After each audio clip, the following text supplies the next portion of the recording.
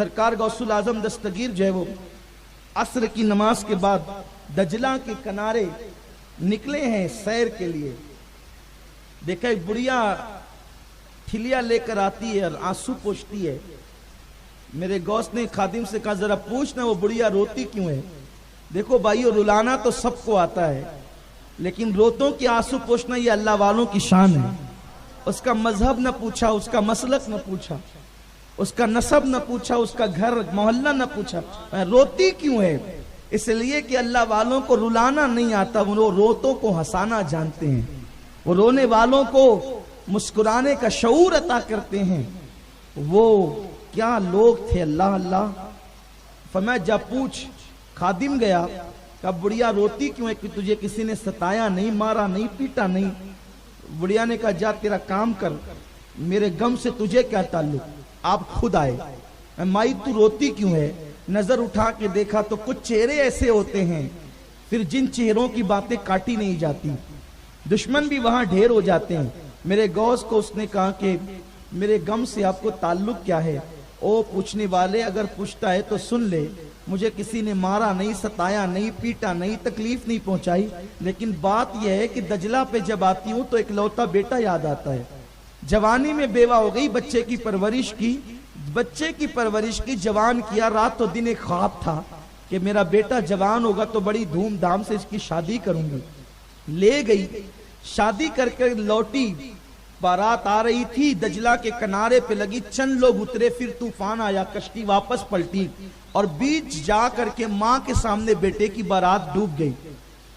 کمائی بارات ڈوب گئی. کتنے دن ہوئے؟ کہا 12 سال ہو گئے. کہا 12 سال ہو گئے, ٹھیک ہے انتظار کر, ابھی تیرے بیٹے کی کشتی تیرتی ہے. اس نے کہا یہ کون سی بات ہے, کون ہے آپ؟ کہا مائی مجھے کو عبد القادر کہتے ہیں. چونکہ وہ تھی دوسرے مذہب سے تعلق رکھتی تھی, وہ مسلمان نہیں تھی. رک ابھی انتظار کر. اکثر مورخین نے اسے عیسائی لکھا, عیسائی تھی وہ. اس نے کہا آپ کشتی ترانے کی بات کرتے, 12 سال ہو گئے. کہا ہاں 12 سال ہو گئے, دیکھ ابھی میرے اللہ کی قدرت کا کرشمہ دیکھ, تماشا دیکھ میرے اللہ کی قدرت کا.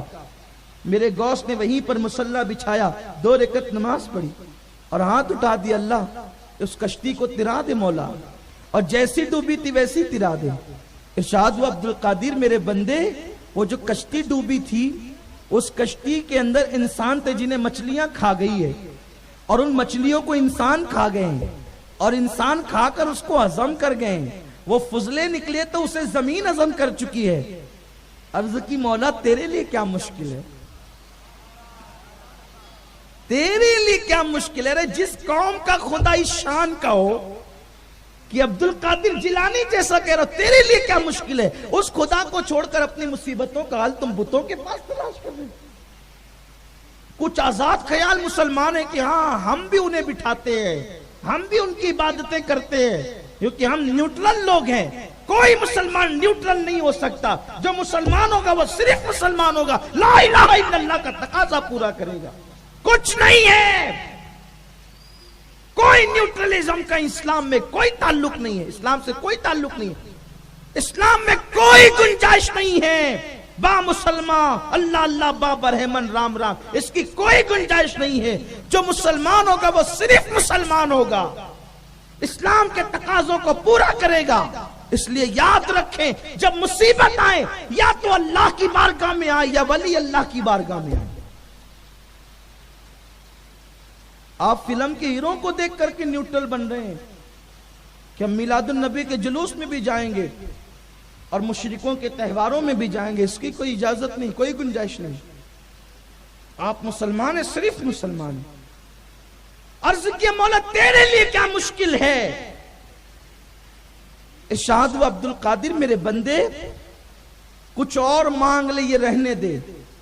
میرے غوث نے اپنا جبہ اتارا, اس کے تیری عزت کی قسم یہ اتار دیتا ہوں, اگر تو نے یہ کام نہ کیا مولا میری خاطر زندگی پر میں لباس نہ پہنوں. ندائی میرے بندے اسی تیری ادا پر تو ساری کائنات قربان ہے, اور تیرا یہ یقین ہمیں اچھا لگتا ہے, اب میری قدرت کا کرشمہ دیکھ لے. اور اس کے بعد جب دریا کی طرف نظر کی ہے تو لوگ بھی دیکھ رہے تھے, جو کشتی ڈوبی تھی 12 برس کی وہ اوپر تیر گئی ہے. اوپر تیر گئی. بڑھیا نے کہا عبد القادر جیلانی، یہ خاص بات ہے، شاید اپنی ابھی تک یہ نہیں سنا ہوگا.